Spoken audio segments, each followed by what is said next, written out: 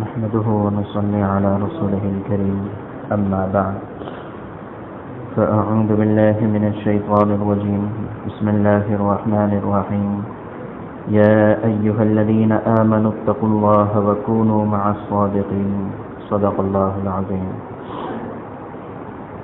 محترم بزرگ دوستو، یہ سورہ توبہ سورت نمبر 9 کی آیت نمبر 119 کی تلاوت کی گئی. اس میں بھی اللہ تبارک و تعالی ایمان والوں کو ایک خاص بات کا حکم دیتے ہیں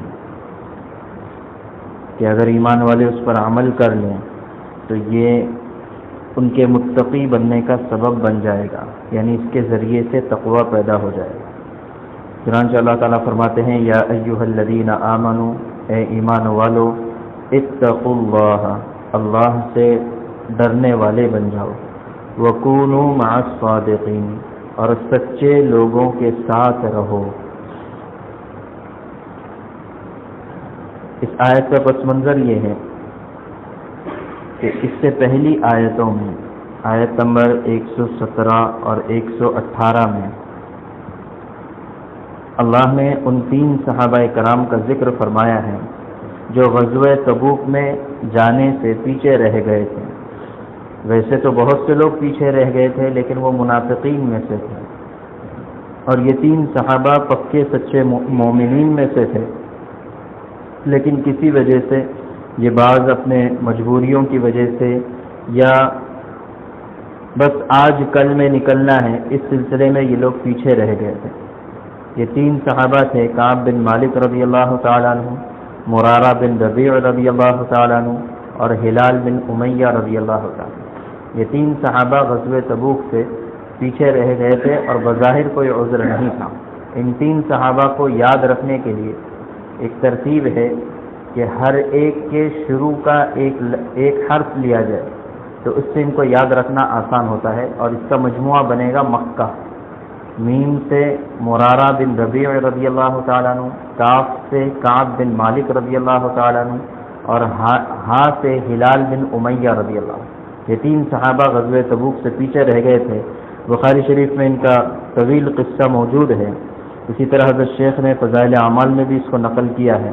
حضرت کعب بن مالک رضی اللہ تعالیٰ عنہ اپنی زبانی سارا قصہ بیان فرماتے ہیں، تو اس میں انہوں نے اخیر میں یہی لکھا ہے، یہی کہا ہے کہ اگر میں چاہتا، اس لیے کہ کعب بن مالک رضی اللہ تعالیٰ عنہ یہ بڑے شاعر تھے، تو اگر میں چاہتا، بات بنانا چاہتا یا کوئی بہانہ کرنا چاہتا تو مجھے اللہ نے بولنے کا ملکہ دیا ہے.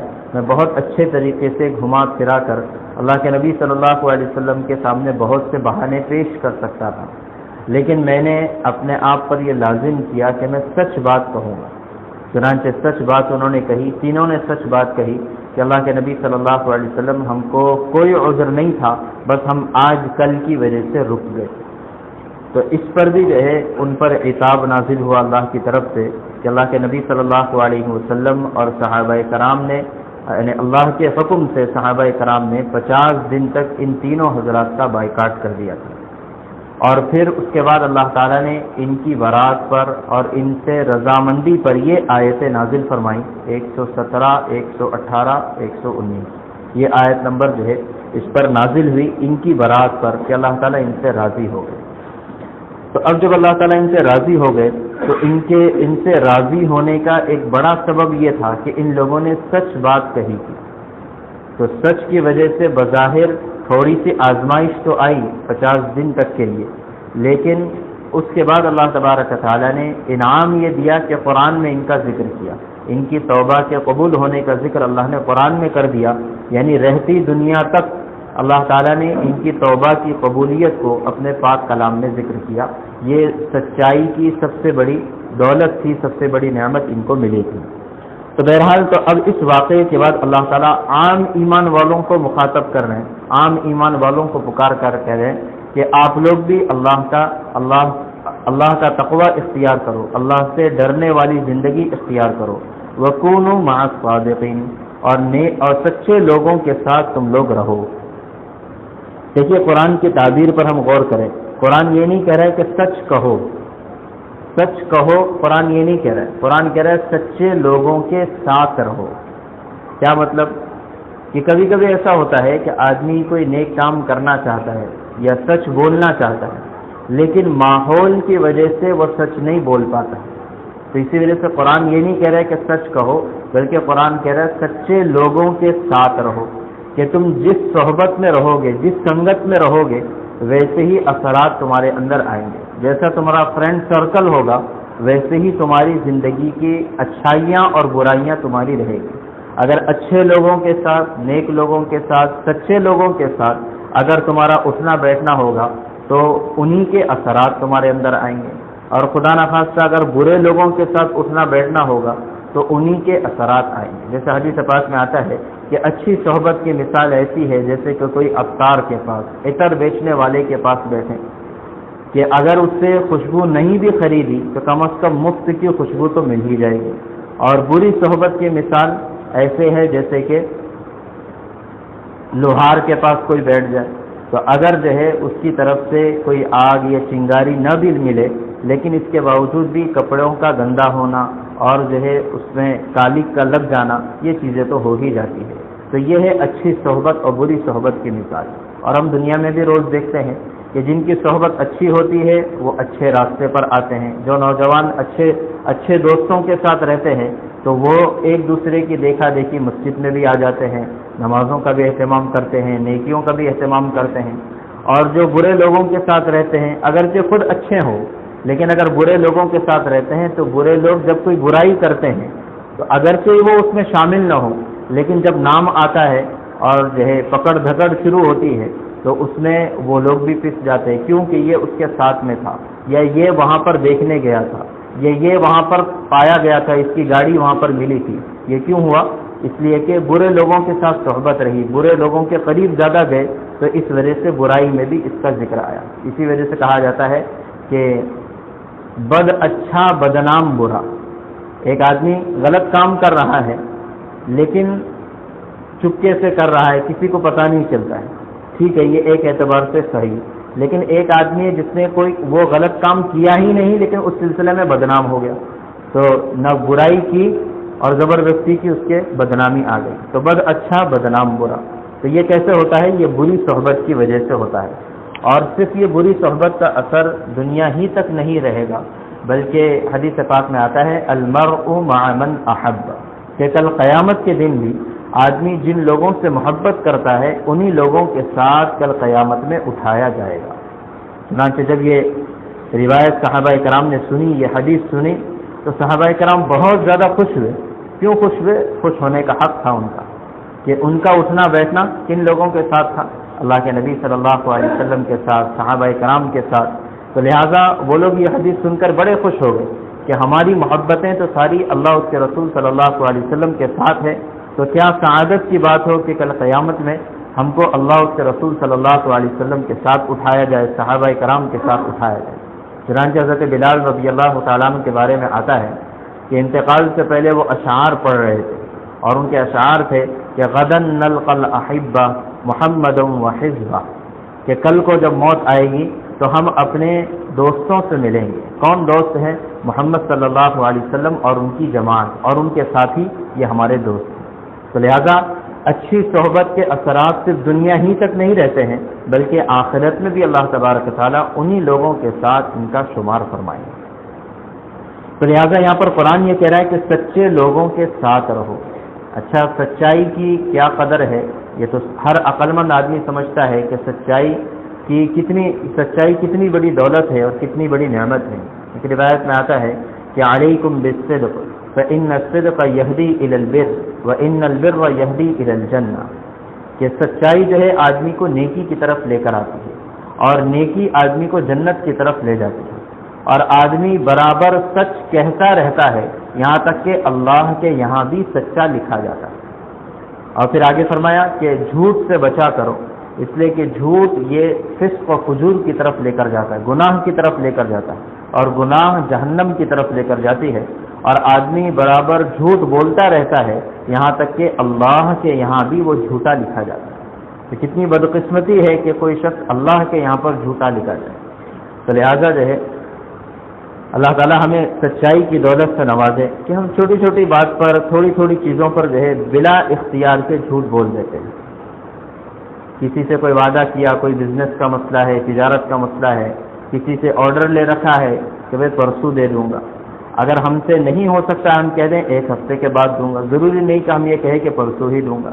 اب جب وہ پرسوں آتا ہے تو پھر وہ کوئی نہ کوئی بہانہ، ایسا بہانہ کہ جو صحیح معنوں میں دیکھا جائے تو جھوٹ کے زمرے میں چلا جاتا ہے۔ تو ہم چھوٹی چھوٹی باتوں میں اگر جھوٹ بولنے کے عادی ہو جاتے ہیں تو پھر جھوٹ جو ہے وہ ہمارا شیوا، ہماری طبیعت بن جاتی ہے، اور پھر جیسے حدیث پاک میں کہا کہ یہ اللہ کے یہاں بھی ایسا شخص جھوٹا لکھا جاتا ہے، اور جو برابر سچ بولتا رہتا ہے تو پھر وہ اللہ کے یہاں بھی سچا لکھا جاتا ہے۔ امام غزالی رحمۃ اللہ علیہ نے لکھا ہے کہ جس کو سچ بولنے کی عادت ہوتی ہے تو اس کو خواب بھی سچے دکھائے جاتے ہیں، اور جس کو جھوٹ بولنے کی عادت ہو جاتی ہے تو اس کو خواب بھی جھوٹے دکھائے جاتے ہیں۔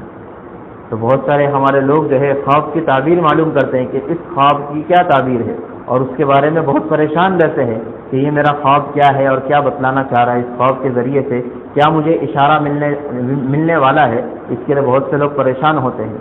لیکن خواب کے سچے تعبیر تو سچے خواب کی ہوتی ہے، اور خواب کے سچے ہونے کے لیے آدمی کا سچا ہونا ضروری ہے۔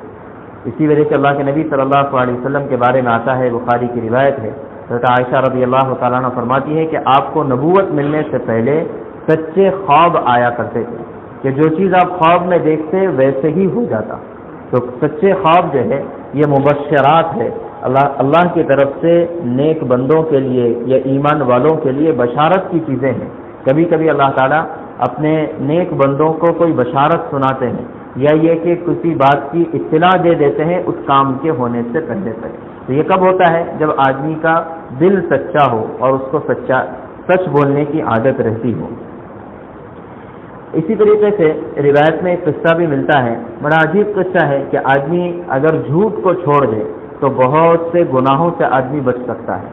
آدمی اگر ایک مرتبہ جھوٹ بول دیتا ہے، پھر اس جھوٹ کو سچ ثابت کرنے کے لیے 99 اور جھوٹ بولنے پڑتے ہیں، اور اگر ایک جھوٹ کو چھوڑ دے، سچائی پر قائم رہے، ہو سکتا ہے بظاہر سچائی پر قائم رہنے کی وجہ سے تھوڑی سی بدنامی ہو، اور تھوڑی سی جو ہے لوگوں کی طرف سے کچھ سننا پڑے، جیسے حضرت کعب بن مالک رضی اللہ تعالیٰ عنہ اور ان کے ساتھی، کہ انہوں نے سچ بات جب کہی تو بظاہر ذلت ہوئی، اور بظاہر 50 دنوں تک کے لیے بائیکاٹ ہوا، لیکن پھر اس کے بعد ایسی عزت ملی کہ قیامت تک کے لیے ان کی عزت باقی رہی۔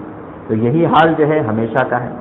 تو ایک روایت میں ایک قصہ ملتا ہے کہ ایک صحابی اللہ کے نبی صلی اللہ علیہ وسلم کی خدمت میں آئے اور مسلمان ہوئے، اور مسلمان ہونے کے بعد کہا کہ اللہ کے نبی صلی اللہ علیہ وسلم، میں مسلمان تو ہوا ہوں لیکن میرے اندر 4 برائیاں ہیں، اور چاروں کو میں ایک ساتھ نہیں چھوڑ سکتا، آپ کسی ایک کا حکم دے میں اس کو چھوڑوں گا، 4 کو نہیں چھوڑ سکتا۔ کیا کہا؟ انی احب الخمر والزنا والسرقہ والکذب، کہ مجھے زنا کرنا پسند ہے، شراب پینا پسند ہے، چوری کرنا پسند ہے، اور جھوٹ بولنا پسند ہے۔ یہ 4 برائیاں میرے اندر ہیں، لیکن آپ مجھے چاروں کو چھوڑنے کا حکم دیں گے، مجھ سے نہیں ہو سکتا، آپ کسی ایک بات کے چھوڑنے کا حکم دیں۔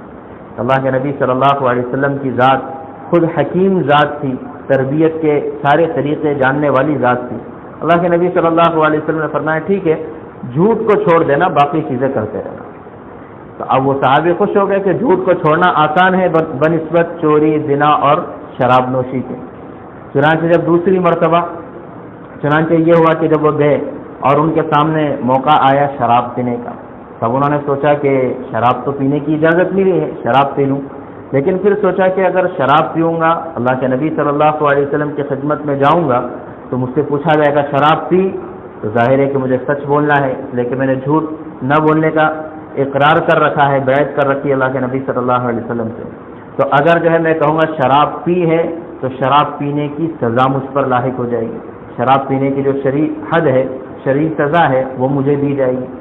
اور اگر کہتا ہوں کہ نہیں پیا پینے کے باوجود تو جھوٹ ہو جائے گا، تو اللہ کے نبی سے کیا ہوا وعدہ ٹوٹ جائے گا۔ تو کہا ٹھیک ہے، شراب نہیں پیوں گا۔ پھر موقع ایسا آیا کہ زنا کے مواقع سامنے آئے، پھر یہی بات کہ زنا کی تو اجازت ملی ہے، کر لوں، لیکن پھر یہی بات آئی کہ اگر زنا کر لیتا ہوں اور حضور کی خدمت میں جاتا ہوں، حضور پوچھیں گے یہ کام کیا، تو سچ کہنا پڑے گا، اور سچ کہوں گا تو زنا کی جو سزا ہے وہ مجھ پر آ جائے گی۔ اور اگر جھوٹ کہوں گا تو اللہ کے نبی صلی اللہ علیہ وسلم کا وعدہ ٹوٹ جائے گا۔ اسی طریقے سے چوری کا جب موقع آیا تو ایسے، تو پھر یہ اللہ کے نبی صلی اللہ علیہ وسلم کی خدمت میں حاضر ہوئے کہ اللہ کے نبی صلی اللہ علیہ وسلم آپ نے ایک بات مجھے ایسی بتا دی کہ جس کی برکت سے چاروں میری برائیاں ختم ہوں۔ تو لہٰذا جو ہے کہ یہ سچائی کی برکتیں ہیں۔ اسی طریقے سے علماء نے لکھا ہے یہاں پر چونکہ حکم دیا ہے ایمان والوں کو اتقوا اللہ، کہ اللہ سے ڈرو، وکونوا مع الصادقین، اور سچے لوگوں کے ساتھ رہو۔ تو علماء نے لکھا ہے کہ تقوی پیدا کرنے کے جو اسباب ہے کہ آدمی کے دل میں اللہ کا ڈر، اللہ کا خوف پیدا ہو جائے، اس کے جو اسباب ہیں ان کے اسباب میں یہ بات لکھی ہے، ایک ہے عقل حلال اور دوسرا ہے صدق مقال۔ عقل حلال کا مطلب غذا کی پاکیزگی، آدمی جو کھانا کھائے وہ پاکیزہ ہو، حرام ہو، شبہات سے بچا ہوا ہو۔ اور دوسرا یہ کہ آدمی کو سچ بولنے کی عادت ہو۔ جب یہ دو باتیں اگر آدمی اپنے اندر پیدا کر لے تو خود بخود اس کے اندر اللہ کا ڈر اور اللہ کا تقوی پیدا ہو جائے گا۔ تو اسی وجہ سے ہم اس بات کی فکر کریں، یہ چند دنوں کی عادت اور مشق کی بات ہے کہ آدمی حلال کھانے کی کوشش کرے کہ جس کو اللہ نے حلال قرار دیا، اس میں کوئی شبہ نہیں ہے، جس میں کوئی شک کی گنجائش نہیں ہے، ایسی چیزیں آدمی کھا لے۔ اور جس میں شک کی باتیں ہیں، شک کی گنجائش ہے کہ بھئی یہ فلاں چیز، کہ فلاں